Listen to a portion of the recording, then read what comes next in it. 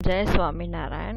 Today we study about the chapter number 4, Building Estimate 1, lecture number 1. What do you understand by building estimates? Okay. So to prepare a detailed estimates of any structure, the structure is divided into various items like the excavation for the foundation. That means जो भी हम foundation के लिए excavation करते हैं, खड्डा खोदते हैं, that is called excavation for the foundation. Then concreting in the foundation, that means foundation का जो first layer होता है, that is called concreting. वो किसका बना हुआ होता है? BBCC, BBLC, PCC, ओके, उसका होता है. Then next is a earthwork in filling. तो earthwork कहाँ पे होता है? जब भी हम वो जो भी ब्रिक मशीनरी वर्क है वो अप टू प्लिंथ तक ले जाते हैं, तो बीच में जो भी खड्डा बचता है, आजू बाजू वॉल है, फॉर एग्जांपल आपके पास है एक एरिया है, ओके, अथवा एक प्लान है, उसमें आपने आजू बाजू वॉल कंस्ट्रक्ट कर दी from ground level to plinth level, तो बीच में जो भी पोर्शन है वॉल के बीच में वहाँ पे खड्डा रहेगा, तो वहाँ पे आपको अर्थ फिल करनी पड़ेगी. Okay, that is called earth filling in earthwork in filling. Then next one is machinery in the foundation. Brick machinery work हम फाउंडेशन में प्रोवाइड करते हैं. Then machinery in the superstructure, that means above plinth, that is called superstructure. Machinery work हम from plinth bottom or from plinth top to parapet wall तक हम slab bottom तक construct करते हैं. बाद में स्लैब आता है, स्लैब के ऊपर क्या आता है? Again brick machinery partition parapet wall आता है. ओके, तो वो सब हम कंस्ट्रक्शन करते हैं. Then next one is RCC work, reinforce cement concrete work. तो आरसीसी वर्क में कौन कौन सी आइटम आएगी? तो आरसीसी वर्क में RCC beam, lintel, weather shade, छज्जा. Okay, then plinth beam, DPC, that all the items all the items are included in the RCC work. Then plastering में कौन कौन सी टाइप है? तो स्मूथ सीमेंट प्लास्टर है, then sand face plaster है, that is also called rough plaster. Okay, तो smooth types of plastering, जो भी आइटम्स में प्लास्टरिंग भी आएगा. Then next one is pointing, then next one is flooring. Okay, pointing यानी क्या? पॉइंटिंग हम कहाँ पे करते हैं? फॉर एग्जांपल टाइल फ्लोरिंग है, देन ब्रिक मशीनरी वर्क जो भी आपने किया है, तो वहाँ पे दो ईंटों को जोड़ने के लिए, जो दो ब्रिक्स है उसको जोड़ने के लिए हम मटेरियल प्रोवाइड करते हैं. ओके, मटेरियल प्रोवाइड करने के बाद जो भी एक्स्ट्रा मटेरियल है उसको निकालना पड़ता है, that is called pointing. For example हमने वो एक्स्ट्रा मटेरियल नहीं निकाला है तो क्या होगा? तो हमारा जो प्लास्टरिंग वर्क है वो स्मूथ नहीं होगा. ओके, स्मूथ दैट मीन्स के एकदम स्मूथ होना चाहिए. ओके, रफ होगा. ओके, तो then next one is flooring. तो हम फ्लोरिंग फॉर एग्जांपल डब्ल्यूसी बाद में अलग फ्लोरिंग प्रोवाइड करते हैं. देन जो भी ग्राउंड फ्लोर है, फर्स्ट फ्लोर है, अलग अलग टाइप्स के फ्लोरिंग आते हैं, वो आप पढ़ोगे बिल्डिंग कंस्ट्रक्शन टेक्नोलॉजी में. Okay, then wood work for the doors and windows. इतनी आइटम्स आती है, उसका कैलकुलेशन कैसे करेंगे? ओके, उसका मेजरमेंट कैसे देंगे, किस मेथड से देंगे, तो ये वो डिस्कशन इस चैप्टर में है. तो ये करने के लिए हमें प्लान चाहिए, एलिवेशन, सेक्शन, वो सब की क्वांटिटी अलग अलग डिफरेंट आइटम्स जो हमने आगे देखी. ओके, तो वो उसकी क्वांटिटी कैलकुलेट करने के लिए हमें क्या करना पड़ता है? प्लान, एलिवेशन और सेक्शन, वो जो भी प्रोजेक्ट है उसका चाहिए. So then the quantities of the various items involved in the structure are calculated using the plan, elevation, section of the structure. For calculating the quantity of the various items of the structures, the special measurement sheet is used and a sample of the measurement sheet is shown below. Okay. मैंने यहाँ पे एक measurement sheet दिखाया है, इससे पहले भी मैंने आपको दिखाया था कि मेज़रमेंट शीट कैसे होती है। ओके, उसमें फर्स्ट कॉलम में आइटम नंबर है, देन आइटम डिस्क्रिप्शन है, यहाँ पे नंबर लिखना होता है, यहाँ पे वो आइटम लिखनी होती है, उसके नीचे उसका डिस्क्रिप्शन आता है। डिस्क्रिप्शन को दूसरा क्या बोल सकते हैं, हम स्पेसिफिकेशन भी बोल सकते हैं। Then number, then length in metre, width in metre and height in metre, and quantity किसमें मेज़र होती है वो, यानी नंबर, लेंथ, विड्थ और हाइट, ये चारों को मल्टीप्लाई करके, 3 डेटा हो तो 3 को मल्टीप्लाई करके, 2 डेटा हो तो 2 को मल्टीप्लाई करके हमें quantity in metre cube, metre square, running metre, number वैसे मिलती है। That is called measurement sheet और quantity sheet. Then next one is abstract sheet. The cost under the item of the work is calculated from the quantities already computed at the workable, and the total cost is worked out in the prescribed form known as abstract sheet. The abstract sheet में कौन कौन से data चाहिए, तो first of all आपने quantity sheet जो भी बनाई है उसमें जो भी क्वांटिटी है in metre cube, running metre, metre square, number, quintal, kg, वो डेटा चाहिए। दूसरा डेटा कौन सा चाहिए, तो रेट एनालिसिस शीट आती है। रेट एनालिसिस शीट में for example for any particular item हमें क्या करना पड़ता है, नंबर ऑफ मेशंस कितने चाहिए, देन मेशन, मेल कुली, फीमेल कुली, वो सब अलग अलग आइटम से प्रोवाइड करके मटेरियल का और लेबर का कॉस्ट गिन के हमें टोटल वो आइटम है उसका कॉस्ट निकालना पड़ता है। वो किस में से मिलेगा, तो वो रेट एनालिसिस शीट में से मिलेगा। वो एब्स्ट्रैक्ट जो रेट एनालिसिस शीट वाला डेटा है वो भी चाहिए, और क्वांटिटी शीट वाला जो डेटा है वो भी चाहिए। ओके, तो क्वांटिटी शीट में जो भी हमने आइटम्स मेज़र किया है और क्वांटिटी निकाली है जो भी आइटम्स की, वो डेटा हमें उसमें लिखना होता है एब्स्ट्रैक्ट शीट में। फॉर एग्जांपल यहाँ पे बात की करूँ मैं, तो यहाँ पे आइटम नंबर है, देन आइटम डिस्क्रिप्शन है, क्वांटिटी किसमें यहाँ पे क्या लिखना होता है, quantity in metre square, running metre, then metre square, then cubic metre, quintal और केजी। रेट, तो रेट किस पे से मिलेगा, तो रेट हमें मिलेगा जो रेट एनालिसिस शीट मैंने आगे बात की। ओके, तो पर्टिकुलर आइटम का कोई रेट हम ये सब फैक्टर्स कंसिडर करके करते हैं। फॉर एग्जांपल कितना लेबर चाहिए, कितना मटेरियल चाहिए, ओके, उसके हिसाब से हम एक रेट फाइंड आउट करते हैं, पर क्यूबिक मीटर में फाइंड आउट करता है, मीटर स्क्वायर में फाइंड आउट करते हैं। तो ये दोनों को मल्टीप्लाई करेंगे तो यहाँ पे क्या मिलेगा, अमाउंट मिलेगा।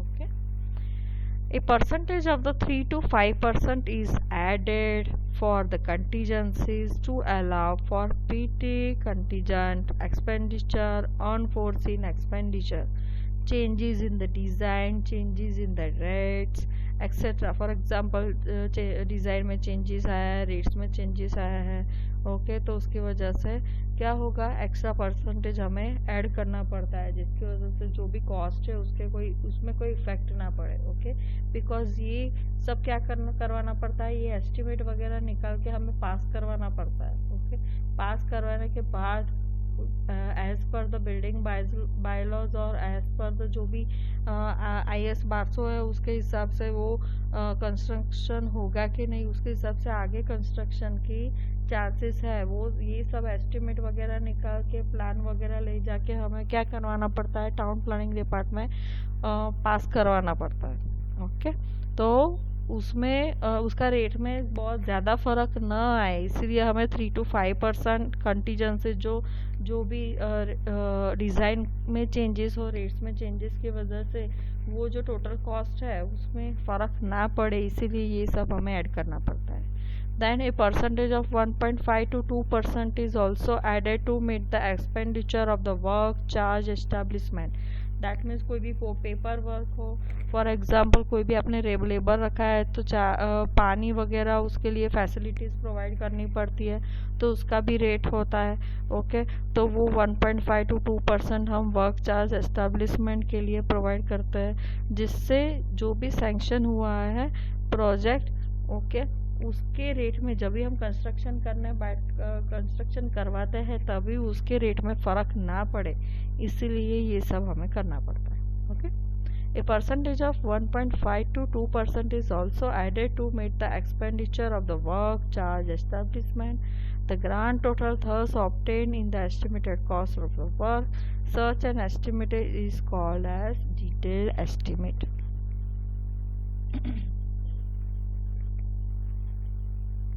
नेक्स्ट एब्स्ट्रैक्ट शीट ऐसी होती है. Next methods of calculating the quantities. कौन कौन सी मेथड है? तो सेंटर लाइन मेथड है, long wall short wall method है. तो ये centre line method long wall short wall का किस किस आइटम के लिए प्रोवाइड करता है वो इसमें डिस्कशन किया है. The quantities of the various items of the work items such as excavation, foundation, concrete, brickwork in foundation and plinth, brickwork in superstructure, etc. can be worked out by any one of the following method. That is center line method, long wall short wall method. Center line method first, then second one is long wall and short wall method, or out to out or in to in method, or PWD method. Then third one is crossing method. First, center line method. In this method, the sum total length of the center line of the wall, short and long, has to be find out from the total length of the center line of the walls of the same type. Long and short wall having same type of foundations and the footings, and then finding the quantities by multiplying the total center line length by respective breadth. तो centre line method में first क्या होता है, यहाँ पे एक for example plan दिया है. ओके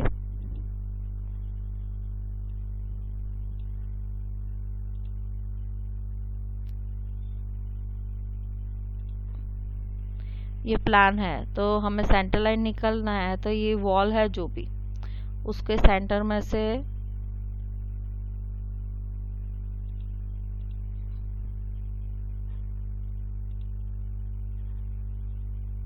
फॉर एग्जांपल ये वॉल है. ओके तो उसके सेंटर में से हमें करना है. तो फॉर एग्जांपल यहाँ से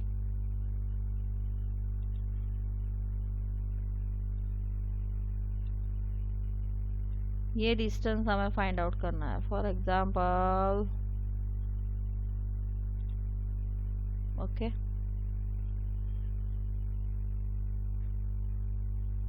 ये डिस्टेंस हमें फाइंड आउट करना है. तो कैसे कर सकते हैं, ये डिस्टेंस हमें फाइंड आउट करना है, ये डिस्टेंस हमें फाइंड आउट करना है. तो कैसे हम कर सकते हैं, तो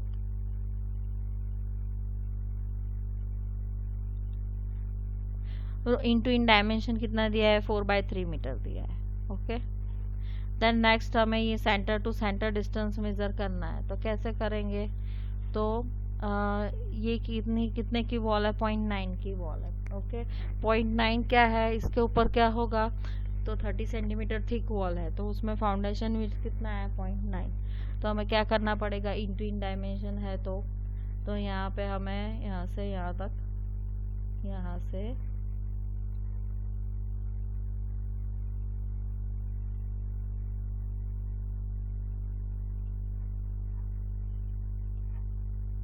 हमें यहाँ से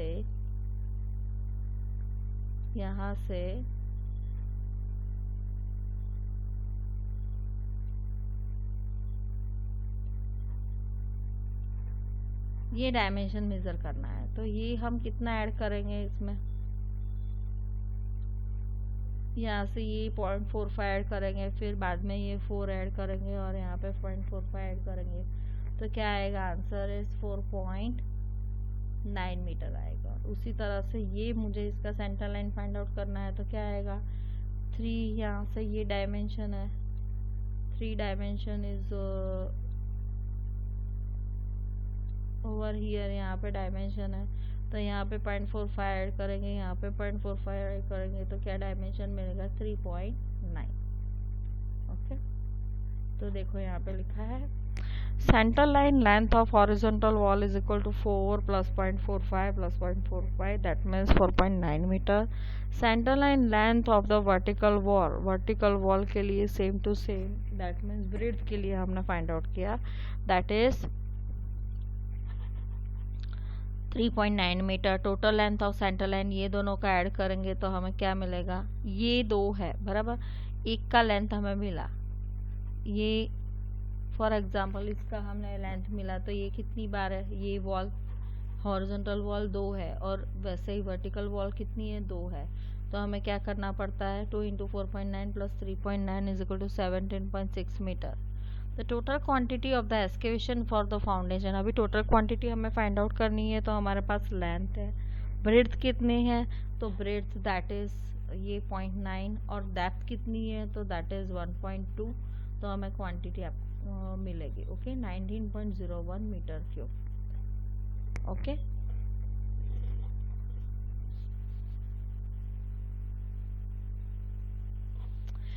In this method, the sum total length of center lines of the walls, long and short, has to be found out. Find the total length of center lines of the walls of the same type, long and short, having same type of the foundations and footings, and then finding the quantities by multiplying the total center line length by respective breadth and height. In this method, the length will remain same for the excavation in the foundation. जब भी हम excavation करते हैं foundation के लिए, तो उसका length और जो भी कंक्रीट प्रोवाइड करता है फाउंडेशन के, उसका लेंथ सेम ही रहेगा. For the superstructure, with slight difference when the cross walls or the number of the junctions. Super structure के लिए वो लेंथ चेंज होगा, बिकॉज जो भी क्रॉस वॉल और जंक्शंस है, नंबर ऑफ द जंक्शंस है, उसकी वजह से वो लेंथ में चेंज रहेगा. This method is quick but require special attention and consideration at the junctions meeting points of cross walls. The centre line length of one wall is equal to inner dimension of the room into wall thickness, okay. उसी तरह से inner dimension of the room plus half into wall thickness of one side plus half thickness of the other side, okay.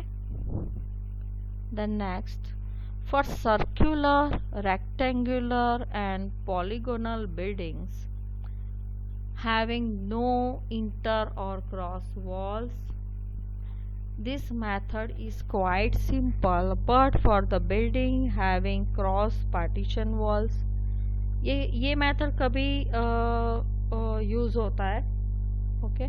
तो जब भी आपका जो भी building है उसमें कोई क्रॉस वॉल नहीं है, ओके, रेक्टेंगुलर क्रॉस वॉल नहीं है, तभी ये मेथड आप यूज कर सकते हो और ये मेथड बहुत सिंपल है. But for the building having the cross or partition walls or every junctions of the partitions or cross walls with main walls, half breadth of the respective item or footing is to be deducted from the total center line length.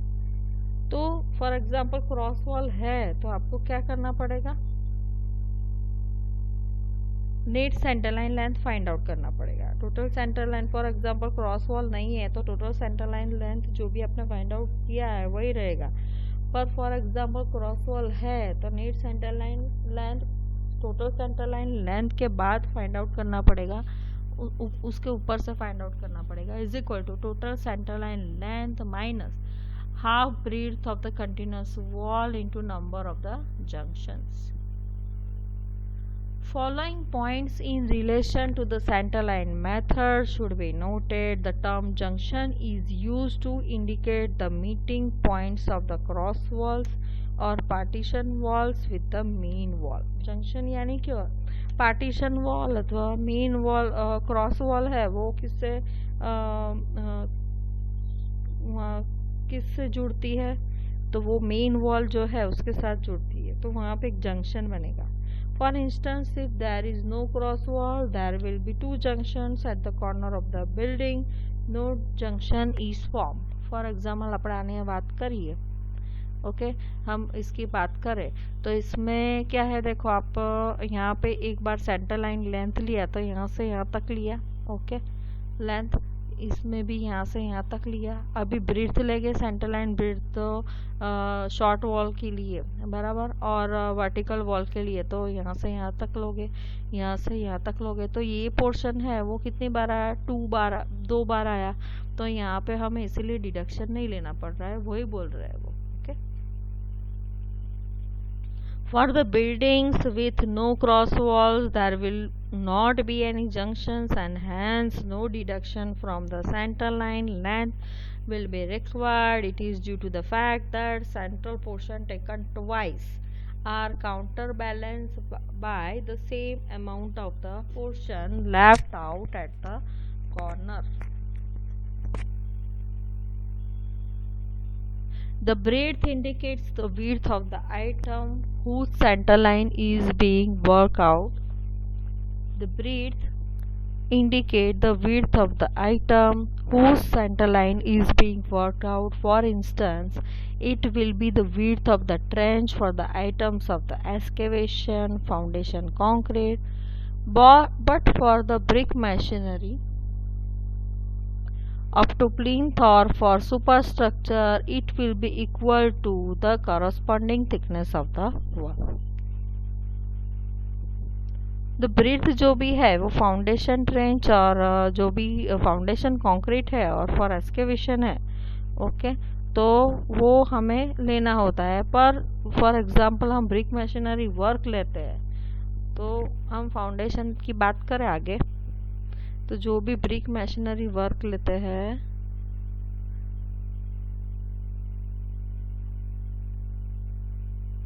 Okay, आगे मैं example आपको दिखाऊंगी।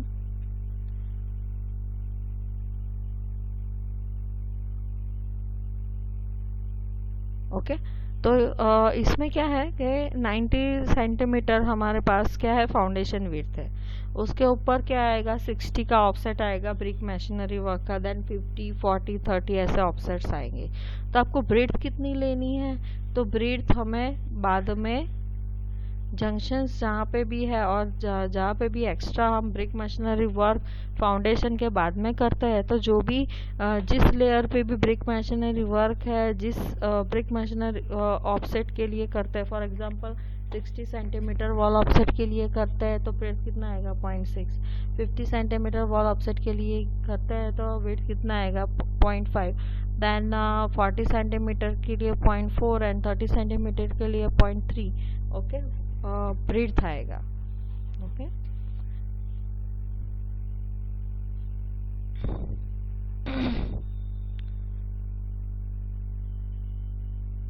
For a two-room building with inner cross walls, two junctions will be formed as shown in the figure given below.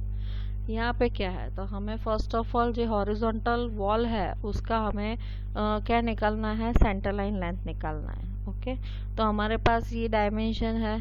Overall आप देखो तो यहाँ पे 9.5 मिला सेंटर टू सेंटर, और यहाँ पे क्या मिला, 5.5 मिला। ओके, तो आप देख सकते हो कि यहाँ पे ये पोर्शन 2 बार आता है, यहाँ से यहाँ तक लोगे तो ये पोर्शन 1 बार आया पूरा। ओके, वापिस आप यहाँ से यहाँ तक लोगे तो ब्रीथ पूरा आया, तो ये जो एरिया है वो 2 टाइम्स आया। तो इसलिए हम ये कॉर्नर पॉइंट्स के लिए डिडक्शन नहीं लेते हैं। ओके, बट जो बीच की वॉल है उसके लिए हमें क्या करना पड़ेगा, वहाँ पे नंबर ऑफ टी जंक्शंस जो भी प्रोवाइड किया है उसमें डिडक्शन देना पड़ेगा। ओके, तो हम total centre line length is equal to 2 into, अभी 30/30 में कोई डिडक्शन नहीं है। ओके, पर जो वर्टिकली 30/30 है उस पर डिडक्शन आएगा, यानी हमें नंबर ऑफ टी जंक्शंस कितना है, 2 है, ब्रेड कितना लेना पड़ेगा, 0.9 एंड हाफ लेना पड़ेगा। तो जो भी हमने फाइंड आउट किया तो उसमें से ही डिडक्ट करना पड़ेगा। Okay, total centre line length तो मैंने बोला आपको 2 into A B, 2 into A B portion है, इसकी लेंथ और इसकी लेंथ सेम है, तो क्या आएगा, 2 into A B plus 2 into A D और 2 इंटू बी सी, जो भी आपने नोटेशंस दिए हो, 2 इंटू बी सी, और ई एफ जो भी है वो ई एफ भी लेना पड़ता है, तो ई एफ भी ले लिया हमने, तो आपको मिला एक लेंथ मिला। उसमें से अभी क्या करना पड़ेगा, number of T junctions deduct करना पड़ेगा। तो आपके पास लेंथ मिला 35.50 इंटू हाफ इंटू ब्रेथ कितना आएगा 0.9 and number of T junctions is 2, that means 34.60 metre. Okay, if this center line length is multiplied by the width of the depth and the quantity width and depth, the quantity of the junctions P and Q will comes twice and the quantity of each being equal to 1 by 2 into half width into depth. Hence the quantity of these two junctions must be deducted to get the neat center line length.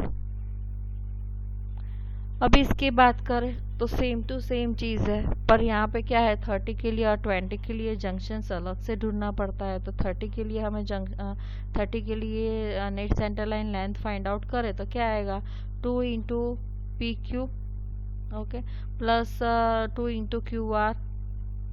Okay, तो आपको ये 30 centimetre का मिला. Okay, 30 metre.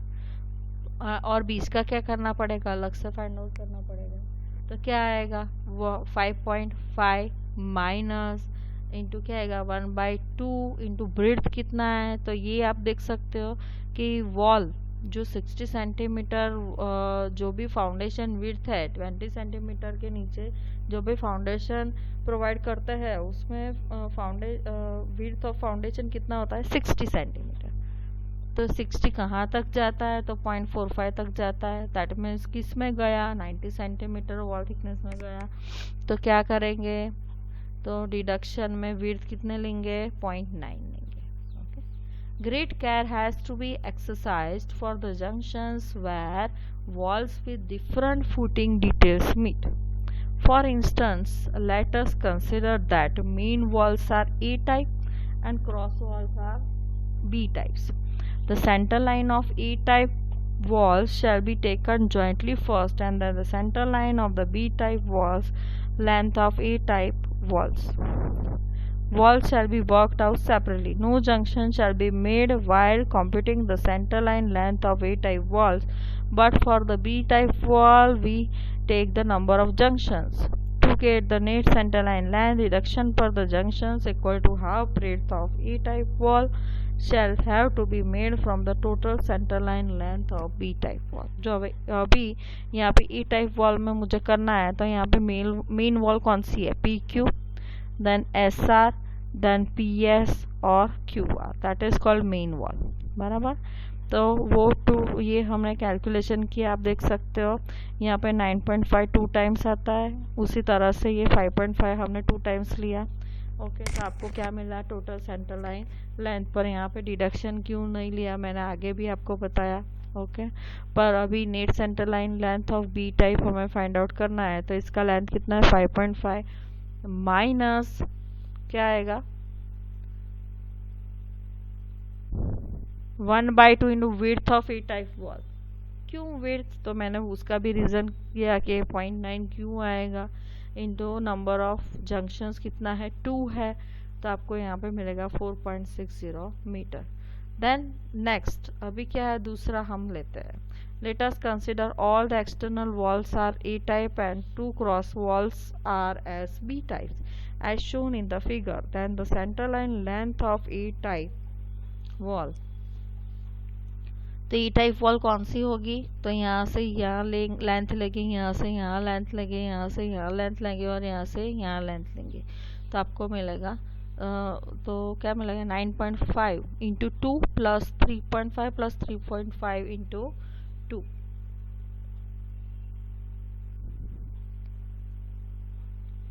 तो ए type, अभी B type का करना हो तो हमें क्या करना पड़ेगा, तो वो बी टाइप का करना हो तो दिस लेंथ इज 5.5 माइनस क्या आएगा 2 जंक्शंस आएंगे ना, यहाँ से एक यहाँ पे एक क्रिएट होता है और यहाँ से वापस दूसरा ले तो यहाँ पे एक क्रिएट होता है. मतलब number of T junctions is 2 होता है. ओके, बिकॉज 60/60 का जंक्शन जो भी है वो क्या है नंबर 2 है और यहाँ पे कितना जंक्शंस है 4 जंक्शंस है 3 and 4. तो अभी हम जो भी 60 सेंटीमीटर की बात करते हैं तो उसका हमें नेट सेंटर लाइन लेंथ निकालना है, तो हमें क्या करना पड़ेगा, 8 7 2 टाइम्स आएगा, ये 7 वाली वॉल है, ये 3.5 प्लस 3.5 प्लस ये कितना है 9.5, ओके वो आपने लिखा है 9.5 plus 2 into 3.5। Then number of junctions कौन सा डिडक्ट करना है, तो यहाँ बीच में 60/60 वॉल है, उसमें नंबर ऑफ जंक्शंस कितना है 2 है, तो क्या करना पड़ेगा 1/2 इंटू 0.6 इंटू 1/6 इंटू 0.6 इंटू 2 आएगा, ओके ओके। और ये 30/20 सेंटीमीटर थिक का जंक्शन है, तो कितना जॉइंट्स है 1, देन अगेन 2, यहाँ पे 3 और यहाँ पे 4 है। 30/20 सेंटीमीटर थिक वॉल का जंक्शन कितना है 4 है, और वो किस वॉल में जा रहा है, तो 0.9 की वॉल में जा रहा है, तो आपको ब्रेड कितना लेना पड़ेगा 0.45 और 0.9 ओवरऑल ब्रेड लेना पड़ेगा 0.9 इंटू 4, तो आपको क्या मिलेगा 14.10। Continuous wall and jointing wall. Remember, at a junction, deduction to be made from the centerline length of the jointing wall.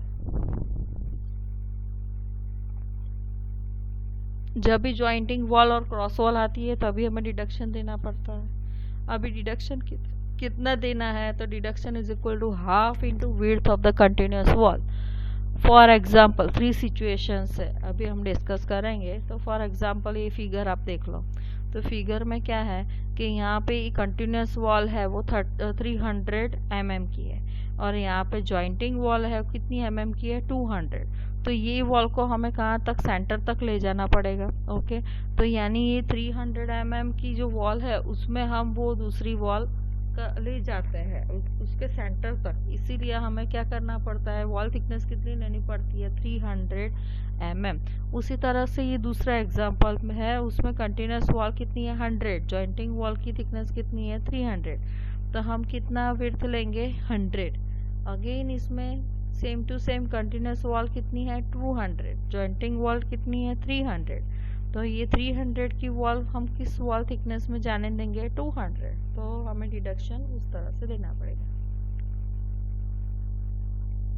300 mm thick wall is continuous wall, 200 mm thick wall is jointing wall, therefore deduction is equal to 1/2 into 300, that means 150 deduction लेना पड़ेगा।